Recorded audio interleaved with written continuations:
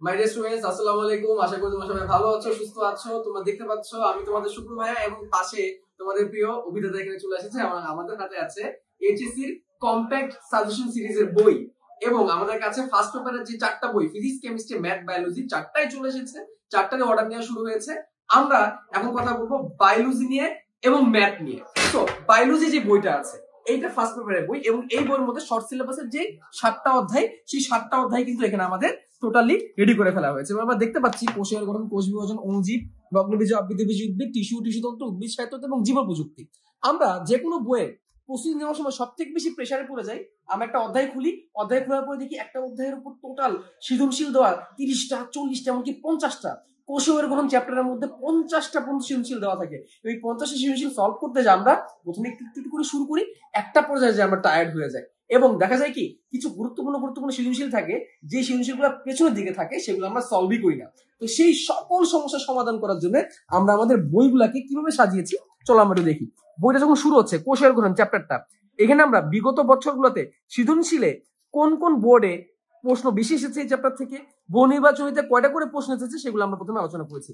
অর্থাৎ তোমরা ধারণা পেয়ে যাবা যে তুমি যে বোর্ডে আসো সেই বোর্ডে কি টাইপের প্রশ্ন আসতে পারে। এবং তারপরে দেখো কোষের গঠন চ্যাপ্টারটা, এই চ্যাপ্টারের উপর অনেকগুলো সৃজনশীল থাকে, তাই না? কিন্তু আমরা কি করেছি, আমরা এই চ্যাপ্টারের উপর খুঁজে টপিক ওয়াইজ আলাদা করে সৃজনশীল লিখেছি 21টা এবং এই 21টা সৃজনশীল আমরা এমন ভাবে সাজিয়েছি যাতে করে তুমি একটা সৃজনশীল সলভ করার মাধ্যমে ওই টপিক রিলেটেড আরো সৃজনশীল কি করে ফেলতে পারো, সলভ করে ফেলতে পারো। যেমন আমরা যদি একটা সৃজনশীলের দিকে তাকাই, এখানে দেখো সুন্দর করে আছে যে প্রথম যে সৃজনশীলটা গ নাম্বার একটু দেখি, উদ্দীপকের এম আবরণীটির ভৌত গঠন ব্যাখ্যা করো। এখানে এম আবরণী বলতে এখানে কোষ প্রাচীরকে ইন্ডিকেট করেছে এবং তারপরে প্রশ্নটা উদ্দীপকের এন আবরণীটির গুরুত্ব আলোচনা করো। আর এন আবরণীটা হচ্ছে কি, কোষ ঝিল্লি। তো দেখো এখানে কোষ প্রাচীর এবং কোষ ঝিল্লি নিয়ে কিন্তু একটা প্রশ্ন আছে এবং আমরা দেখতে পাচ্ছি অনুরূপ এই প্রশ্নটা কোন কোন বোর্ডে কত সালে এসেছে সেগুলো কিন্তু আমরা দেখতে পাচ্ছি। এবং আমরা যখন পরের প্রশ্ন চলে যাচ্ছি, পরের প্রশ্ন দেখো গতে আসে যে দ্বিতীয় ঝিল্লির সবচেয়ে গ্রহণযোগ্য মডেল কোনটি, অর্থাৎ ফ্লুইড মোজাইক মডেলকে ইন্ডিকেট করেছে এবং দুটি ঝিল্লির মধ্যে তুলনা, অর্থাৎ কোষ প্রাচীর কোষ ঝিল্লির মধ্যে তুলনা। অর্থাৎ কোষ প্রাচীর এবং কোষ ঝিল্লি থেকে যা যা প্রশ্ন আসতে পারে তা এই দুটো সৃজনশীলের মধ্যে কভার করে দেওয়া হয়েছে। এবং 3 নাম্বার সৃজনশীলে যখন আমরা যাচ্ছি তখন আমরা দেখছি কি ফুলের পাতা ও পাপড়ির রঙে ভিন্নতার কারণ কি, অর্থাৎ প্রশ্নটা প্লাস্টিকে চলে গিয়েছে এবং উদ্দীপকের জাহিদ স্যারের ছাত্রীদের প্রতি করা প্রশ্নটি বিশ্লেষণ করো। প্রশ্নটা কি, প্রশ্নটা হচ্ছে এই যে আঙ্গুলের মতো অভিক্ষেপ এবং এই মাইটোকন্ড্রিয়া রিলেটেড প্রশ্ন। অর্থাৎ এই প্রশ্নের মধ্যে কিন্তু মাইটোকন্ড্রিয়া এবং প্লাস্টিক ঢুকে গিয়েছে। এবং তারপরের প্রশ্নগুলোতে যে যাই আমরা দেখবো একটা করে টপিক, যেমন এখানে সেন্ট্রিওল নিয়ে আলোচনা করেছে, লাইসোজোম নিয়ে আলোচনা করেছে, তারপরের প্রশ্নের মধ্যে রাইবোজোম নিয়ে আলোচনা করেছে, এবং তারপরে লাইসোজোম নিয়ে আলোচনা করেছে। অর্থাৎ আমরা বিভিন্ন টপিক একটা পর একটা এক্সপ্লোর করেছি এবং একটা টপিক থেকে যত রকমের প্রশ্ন আসতে পারে। যেমন উদ্দীপক কিন্তু মাঝে মাঝে এভাবে করে যে কিছু লাইন লেখা থাকে, আবার বায়োলজি উদ্দীপক কিন্তু এভাবে থাকে যে দুটো চিত্র দিয়ে দেয়, চিত্রের মধ্যে লেবেল করে দেয়। ঠিক আছে, যেমন ধরো একটা ক্লোরোপ্লাস্ট আঁকালো, ক্লোরোপ্লাস্ট এবং তার পাশে আঁকালো একটা কি মাইটোকন্ড্রিয়া, এবং এটাই একটা উদ্দীপক। আবার উদ্দীপক এমন হতে পারে যে আমাদের দেহে শক্তি তৈরির কারখানা আছে, আবার রান্নাঘরও আছে। সো উদ্দীপক কিন্তু 2 রকমের হতে পারে। সো তোমাদের 2 রকম না, আরো বেশি হতে পারে। সো যত রকমের উদ্দীপক হতে পারে সেটাও কিন্তু আমরা এখানে ইন্ট্রোডিউস করি। যেমন একটু আগে কিন্তু আমরা প্লাস্টিড এবং মাইটোকন্ড্রিয়ার প্রশ্ন দেখেছি। এখানে দেখো প্লাস্টিড মাইটোকন্ড্রিয়াকে আরো এখানে রিপ্রেজেন্ট করা হয়েছে কিন্তু চিত্র দিয়ে। একটু আগের প্রশ্নটা ছিল কিভাবে, একটু আগের প্রশ্নটা ছিল একটা উদ্দীপক দিয়ে, জাইদ স্যারের উদ্দীপক দিয়ে, এখানে কিন্তু এসেছে একটা চিত্র দিয়ে, 2টা চিত্র দিয়ে। এবং এইখানে কি করেছে, কে এর গঠন বর্ণনা করো। কে হচ্ছে মাইটোকন্ড্রিয়া গঠন নিয়ে প্রশ্ন হচ্ছে এবং কে ও এল এর শারীরবৃত্ত কাজের পরস্পর নির্ভরশীলতা, অর্থাৎ এ আর এ কিভাবে একে অপরের উপর নির্ভরশীল। সো এভাবে করে আমাদের যত রকমের প্রশ্ন হতে পারে এবং সেগুলা কোন কোন জায়গায় রিপিট হয়েছে সেগুলো দেওয়া। অর্থাৎ এগুলো তুমি যদি সলভ করো তাহলে দেখা যাবে যে একটা বা 2টা প্রশ্ন সলভ করার মাধ্যমে ওই টপিক রিলেটেড যত রকমের প্রশ্ন আসতে পারে সব তোমাদের কি হয়ে যাবে, কভার হয়ে যাবে।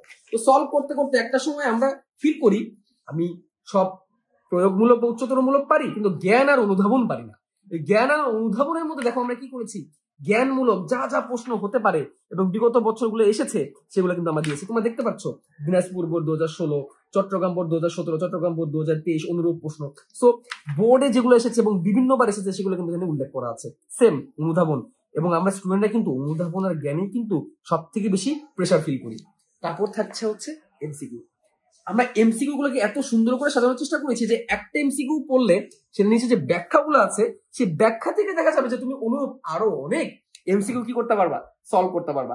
অর্থাৎ এমসিকিউ এবং তার ব্যাখ্যা, তোমার একটা স্টুডেন্ট যদি সে প্রথমবারের মতো এই বইটা সলভ করা শুরু করে বা প্রথমবারের মতো যদি বায়োলজি পড়া শুরু করে, দেখা যাবে এই ব্যাখ্যা দিয়ে সে অনেক কনসেপ্ট কি করে ফেলতে পেরেছে, তৈরি করতে পেরেছে। এবং এই ব্যাখ্যাগুলো দেখো কত সুন্দর। ব্যাখ্যা তৈরি করার ক্ষেত্রে আমরা কোনো কার্পণ্য করিনি, ব্যাখ্যার মতো যতটুকু রাখা প্রয়োজন ততটুকু আমরা দিয়েছি। কোনো জিনিস আমরা এক্সট্রাও করিনি, কোনো জিনিসে আমরা কার্পণ্যও করিনি। এবং দেখো তুমি ধরো একটা টপিক পড়লা, তুমি প্লাস্টিক পড়লা, প্লাস্টিক পড়ার পর দেখো এই যে প্লাস্টিক রিলেটেড যতগুলা এমসিকিউ আছে সেগুলো দেওয়া। তারপর দেখো অন্য একটা টপিক পড়লা, সে অন্য একটা টপিক কিন্তু আলাদা করে কিন্তু এমসিকিউ গুলা করা। তো নর্মালি ম্যাক্সিমাম বাজারে যত বইগুলো আছে সেখানে দেখি আমরা এমসিকিউ ঢালাওভাবে দেওয়া। এই শুরু হয় কোষঝিল্লি থেকে, তারপর চলে যায় আবার নিউক্লিয়াসে, নিউক্লিয়াস থেকে লাভ দিয়ে চলে যায় কোথায়, মাইটোকন্ড্রিয়াতে, মাইটোকন্ড্রিয়া থেকে লাভ দিয়ে চলে যায় জিনে। সো আমি একটা অধ্যায় বা একটা টপিক পড়ে যে একটু প্রস্তুতি নিব, সেটা কিন্তু নর্মালি বাজারের ম্যাক্সিমাম বইগুলো কিন্তু এই সাপোর্টটা দেয় না। আমরা সেখানে এই কাজগুলো করেছি। এমসিকিউ গুলো একদম সুন্দর করে টপিক ওয়াইজ আমরা করেছি, একদম বইয়ের টপিক, বইয়ের সিরিয়াল, তোমরা যেই বইগুলা রেগুলার পড়ো সেই সিরিয়াল অনুযায়ী কিন্তু করা। এবং এভাবে করে একটা চ্যাপ্টার শেষ হওয়ার পরে আমরা পেয়েছি নিজেকে যাচাই করো। এটাকে একটা মডেল টেস্টের মতো তুমি ধরতে পারো। আমাদের বোর্ড পরীক্ষা যেরকম 25টা এমসিকিউ থাকে, এই চ্যাপ্টারের উপর 25টা এমসিকিউ একদম বিভিন্ন টপিক থেকে এখানে দেওয়া হয়েছে, যেটা তোমরা নিচের এই উত্তরপত্রে ঢেকে নিজে প্র্যাকটিস করবা এবং দেখে নিবা যে তুমি কতগুলা পারো। 25টা এমসিকিউ এর মধ্যে তুমি যদি মোটামুটি 20 থেকে 22টা বা 80% এমসিকিউ পারো, তাহলে তুমি ধরে নিতে পারো যে এই চ্যাপ্টারে তোমার প্রস্তুতি কি ডান, এবং তুমি ওই চ্যাপ্টার টিক চিহ্ন দিয়ে পরের চ্যাপ্টারে চলে যাবা। পরের চ্যাপ্টার শুরু হচ্ছে দেখো কোষ বিভাজন। এবং এইখানেও দেখো আমরা কোনো বাহুল্য করিনি, অর্থাৎ এই চ্যাপ্টারের জন্য যতগুলো সৃজনশীল দেওয়া প্রয়োজন, অর্থাৎ দেখো তোমরা দেখতেই পাচ্ছ এই চ্যাপ্টারের জন্য 14টা সৃজনশীল, 15টা সৃজনশীল দেওয়া পসিবল। এবং সেগুলো সুন্দর ইলাস্ট্রেটিভ চিত্র দিয়ে কিন্তু আমরা এই চ্যাপ্টারটা রেডি করেছি এবং সেম প্যাটার্নে এই চ্যাপ্টারটা এগিয়ে গিয়েছে। এবং কোনো চ্যাপ্টার এটা এমন না যে প্রথম দিকের চ্যাপ্টারগুলো অনেক সুন্দর আর পরের দিকের চ্যাপ্টারগুলো কিন্তু দুর্বল, এরকম কিন্তু করা হয়নি। তারপর তুমি অনুজীব চ্যাপ্টারে চলে যাবা, সেখানে দেখবা 20 থেকে 21টা সৃজনশীল আছে। তারপর তুমি নগ্নবীজ আবৃতবীজিতে যাবা, সেখানে দেখবা এরকম 14 থেকে 15টা। উদ্ভিদ সাহিত্যের ক্ষেত্রে আমরা 20 থেকে 22 থেকে 23টা সৃজনশীল দেখছি। অর্থাৎ বড় অধ্যায়গুলো সৃজনশীল কাউন্ট 21 থেকে 22টার মধ্যে সমাপ্ত করা হয়েছে, আর ছোট অধ্যায়গুলোর ক্ষেত্রে 14-15টার মধ্যে সমাপ্ত করে দেওয়া হয়েছে। দেখো তুমি প্রপারলি কি করতে পারো, তোমার প্রিপারেশনটা নিতে পারো। আমি বলবো তোমার ইচ্ছা যদি A+ পাওয়া থাকে এবং তার থেকে বেশি, এই বইটা তুমি পড়বা, তুমি ক্লাস করবা, ক্লাসের পরে এই বইটা পড়বা, তারপর দেখবা তুমি কিভাবে পরীক্ষায় সুন্দর নাম্বার পাচ্ছ। এবং ম্যাক্সিমাম ক্ষেত্রে বাজারে আমরা কি করি, টেস্ট পেপার কালেক্ট করি, টেস্ট পেপার পড়া শুরু করি, কয়েকটা সৃজনশীল সলভ করি এবং টেস্ট পেপার পড়ে থাকে। তুমি বুকে হাত রেখে বলো এই পর্যন্ত তুমি যতগুলো টেস্ট পেপার কিনছো বা কলেজ লাইফে যদি তুমি কোনো টেস্ট পেপার কালেক্ট করে থাকো, বুকে হাত রেখে বলো সেই টেস্ট পেপারের কতটুকু তুমি সলভ করছো। কিন্তু এটা এমন ভাবেই তৈরি করা যে তুমি বাধ্য হয়ে যাবা এটা সলভ করতে, এবং এটা সলভ করতে পারলে ইনশাল্লাহ তোমার A+ কেউ আটকাতে পারবে না। এই ছিল বায়োলজিতে। এখন আমরা দেখবো ম্যাথে কি আছে।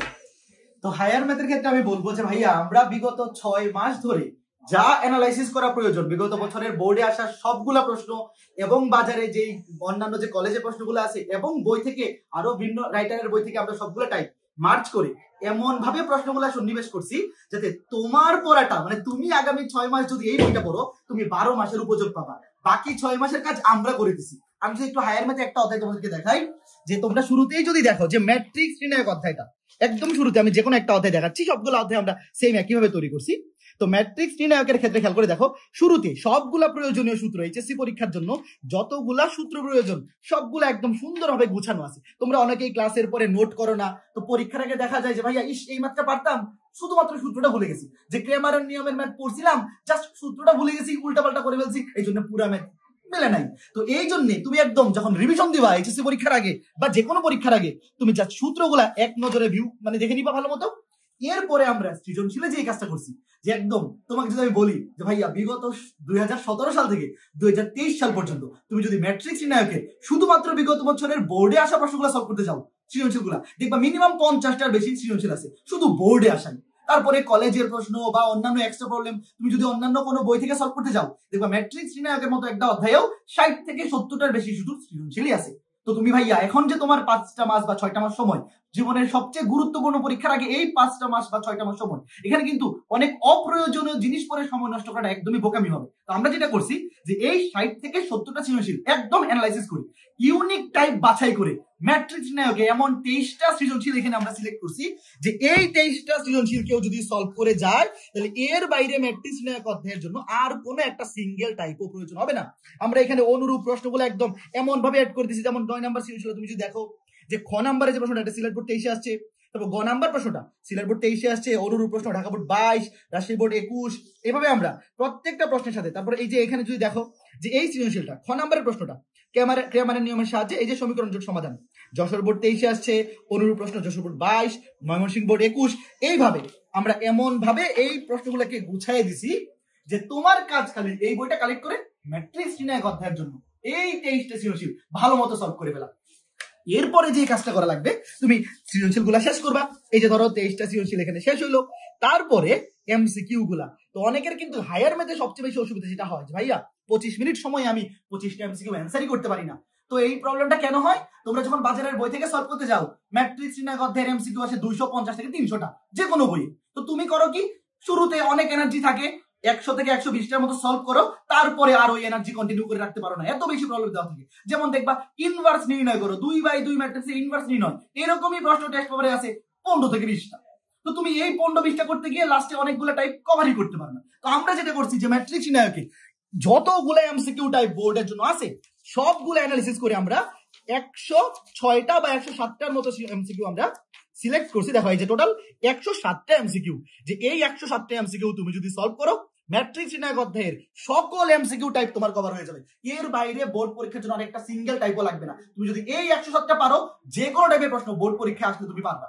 এবং এরপরে আমরা যেটা করছি যে এই অধ্যায়ের উপর নিজেকে যাচাই করো, এখানে 25টা এমসিকিউ আমাদের এফআরবি কম্প্যাক্ট সিরিজের সবগুলো বই আমরা এটা রাখছি যে তুমি নিজেকে যাচাই করে ফেলবা যে আমি এই 107টা এমসিকিউ সলভ করার পরে এই 25-এ আমি মিনিমাম 22-23 পাচ্ছি কিনা, অন্তত 20-এর বেশি পাচ্ছি কিনা। যদি তুমি 20-এর বেশি না পাও, তাহলে আমি তোমাকে বলবো এই 107টা এমসিকিউ তুমি আরেকবার গো থ্রু করো, তোমার নতুন কিছু দরকার নেই। মানে এই 107টার মধ্যেই তোমার 25-এ 25 পাওয়ার জন্য যা কিছু দরকার সবকিছু আছে। তুমি নিজেকে যাচাই করে দেখো, যদি 25-এ 22-23 পাওয়া যাও ওকে, যেটা পারো নাই সেটা তুমি আরেকবার ওই টাইপের প্রশ্ন দেখে নিজেকে যাচাই করে মানে ঠিক করে নিবা, কারেকশন করে নিবা। বাট যদি 20-এর কম পাও, তোমার অন্য কোনো বইয়ে যাওয়ার দরকার নাই, এই 107টার মধ্যেই প্রয়োজনীয় সবকিছু আছে, তুমি জাস্ট আরেকবার গো থ্রু করবে যে কোন টাইপের গুলো ভুল হয়েছে, যে টাইপের গুলো ভুল হয়েছে এই টাইপের গুলো তুমি এখান থেকে আরেকবার সলভ করে নিবা। সবগুলো এমসিকিউ তো টাইপ ভিত্তিক সাজানো আছেই।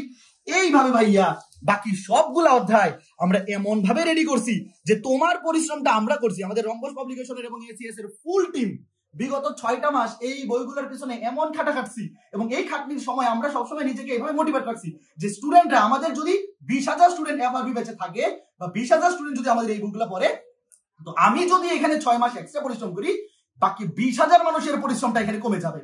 মানে আমি একা 20,000 মানুষের 6 মাসের পরিশ্রম করে দিচ্ছি, যাতে বাকি 6 মাসে স্টুডেন্টরা 1 বছরের উপযোগ পায়। অন্য বই থেকে পড়তে গেলে যেগুলো তোমার 1 বছরেও তুমি শেষ করতে পারবে না সবগুলো টাইপ, সেটা তুমি এই বই থেকে 6 মাসে কমপ্লিট করে ফেলতে পারবা। এবং বাজারে কিন্তু অন্যান্য বইগুলো তুমি যদি দেখো, ওখানে বলা থাকে যে একটা অধ্যায়ের কোন টপিকটা বেশি ইম্পর্টেন্ট বা কোন টাইপটা বেশি ইম্পর্টেন্ট, যে ইনভার্স ম্যাট্রিক্স থেকে এতগুলো টাইপ প্রশ্ন আসছে। বাট আমরা যেখানে যেটা করছি, তোমাকে যদি একটা দেখাই, ধরো এই যে বৃত্ত অধ্যায়ের একটা সৃজনশীল দেখো, এই যে এখানে এই খ নাম্বার প্রশ্নটা রেফারেন্স দেখো, অনুরূপ প্রশ্ন কতবার আসছে, তারপরে এই টাইপের প্রশ্নটা কতবার আসছে। এখানে যদি আরো বৃত্তরে আমি একদম শুরুতে সৃজনশীল দেখাই, খেয়াল করে দেখো, এই যে প্রশ্নটা খেয়াল করে দেখো, এই টাইপের প্রশ্ন কতবার আসছে। মানে ইন্ডিভিজুয়াল সৃজনশীলের প্রত্যেকটা প্রশ্নের সাথে সাথে ওই প্রশ্নটা অনুরূপ কতগুলো বোর্ডে আসছে আমরা উল্লেখ করে দিচ্ছি। মানে এখানে কিন্তু আসলে আলাদা যে এই টাইপটা গুরুত্বপূর্ণ, ভাইয়া একটা টাইপে তো 3-4টা টপিকের প্রশ্ন, মানে একটা টপিকে 3-4 টাইপের প্রশ্ন হইতে পারে, তো কোনটা বেশি আসে তুমি এখানে কিন্তু 2 ধাপে ফিল্টারিং পাচ্ছ যে ভাই এই প্রশ্নটা অনেকবার আসছে, এটা অনেক বেশি ইম্পর্টেন্ট। ঠিক আছে, কিভাবে এই যে এই সৃজনশীলটা দেখো, গ নাম্বারের প্রশ্নটা কতবার আসছে এবং পরীক্ষায় কিভাবে আসে, সবকিছু আমরা এমন ভাবে তোমাকে গুছিয়ে দিছি যে ভাই তোমার কাজ হচ্ছে, যখন বৃত্ত অধ্যায় কয়টা সৃজনশীল আছে, এই অধ্যায়টা যেহেতু বের করছি একটু বলে দেই, খেয়াল করে দেখো, মাত্র 21টা। এবং এই 21টা সৃজনশীল, সরি 22টা, এই 22টা সৃজনশীল তুমি যদি বৃত্ত অধ্যায় সলভ করে যাও, এর বাইরে বোর্ড পরীক্ষার জন্য কিচ্ছু লাগবে না। তুমি টেনশন ফ্রি যে ভাইয়া আমার অনেক সময় হয় না, তোমাদের অনেক সময় বলো যে ভাই আমি একটা অধ্যায় পড়ছি, একাডেমিক ক্লাস করছি, কিন্তু সিকিউ এমসিকিউ পারি না, বা সিকিউ এমসিকিউ সলভ করতে গেলে কতটুকু সলভ করলে আমি নিশ্চিন্ত থাকতে পারবো যে আমার এইচএসসি প্রিপারেশন ডান। এই বইটা হচ্ছে তোমার সেই সকল সমস্যার সমাধান। এবং আমি যদি আরেকটা কথা বলি যে অন্তরীকরণ, হায়ার ম্যাথের সবচেয়ে বড় অধ্যায় হচ্ছে অন্তরীকরণ। তুমি যদি অন্তরীকরণ অধ্যায়ে কোনো টেস্ট উল্টাও, 100 থেকে 150 সৃজনশীল, 300 থেকে 400-500 এমসিকিউ, তুমি তো দেখার আগেই ভয় পেয়ে যাবা। আর আমরা এখানে যেটা করছি অন্তরীকরণে 37টা সৃজনশীল বাছাই করছি এবং 150 থেকে 60টার মতো এমসিকিউ, যে এই 37টা সৃজনশীল কেউ যদি ক্লাসগুলো আমাদের এফআর হয়েছে ক্লাসগুলো করার পরে বা যারা আমাদের একাডেমি কাছে ছিল সবগুলা টাইপ পড়ার পরে যদি এখান থেকে 37টা সৃজনশীল সলভ করো, তুমি একদম নিশ্চিন্ত মনে থাকো এর বাইরে কিচ্ছু লাগবে না। কাজী ভাইয়া এই বইগুলা আমি আবার বলতেছি, আমাদের এফআরবি কম্প্যাক্ট সিরিজের যে বইগুলা, এগুলা তুমি যদি 25 ব্যাচের স্টুডেন্ট হয়ে থাকো, তোমার লাইফের one of the best investment হবে। তোমার এইচএসসি লাইফে পরীক্ষাটা খুবই গুরুত্বপূর্ণ। তোমার টার্গেট মেডিকেল হোক, ইঞ্জিনিয়ারিং হোক, এইচএসসি তে জিপিএ 5 পাওয়া এবং ভালো একটা নাম্বার ক্যারি করা, এটা কিন্তু তোমার লাইফের মোড় ঘুরাই দিতে পারে। আর এই বইগুলা তোমাকে সেই সর্বোচ্চ কোয়ালিটির নিশ্চয়তাটা দিবে। তুমি এই বইগুলো যদি কালেক্ট করো, তুমি আমি গ্যারান্টি দিয়ে বলতে পারি, তুমি ফার্স্ট পেপার বই বা সেকেন্ড পেপার বই যেই বইগুলো সবগুলো, আমি তো অবশ্যই সাজেস্ট করবো সবগুলো বই কালেক্ট করবা। ইতিমধ্যে আমাদের রম্বস পাবলিকেশনের ওয়েবসাইট থেকে ফার্স্ট পেপার বইগুলার অর্ডার নেওয়া হচ্ছে, সেকেন্ড পেপার বইগুলো আগামী 7-8 দিনের মধ্যে রেডি হয়ে যাবে। তখন থেকে ফুল সেট আমরা অর্ডার নেওয়া শুরু করবো। তো দেরি না করে ভাইয়া, তুমি যদি 25 ব্যাচের স্টুডেন্ট হয়ে থাকো, অবশ্যই এটা তোমার জন্য মাস্ট কালেকশন। এই বইগুলা তোমার এফিসিয়েন্সিকে দ্বিগুণ করে দিবে। অন্য বই থেকে তুমি 6 মাসে যা পড়তে পারবে, এটা 3 মাসে তুমি পড়ে ফেলতে পারো। মানে এই বই থেকে আর তোমার এইচএসসি এর আগে 6 মাস বাকি আছে। অন্যান্য বই তোমাকে 1 বছরে যা সুযোগ সুবিধা দিবে, এই বইগুলো তোমাকে 6 মাসে সেটা দিবে, কারণ বাকি 6 মাসের কাজ আমরা করে দিয়েছি।